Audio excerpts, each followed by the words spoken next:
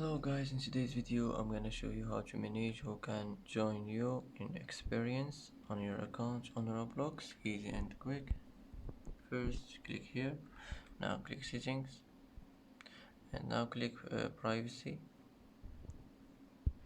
and here as you see you'll find who can join me in experience. Click on it, and now you can manage it as you want, and that's it.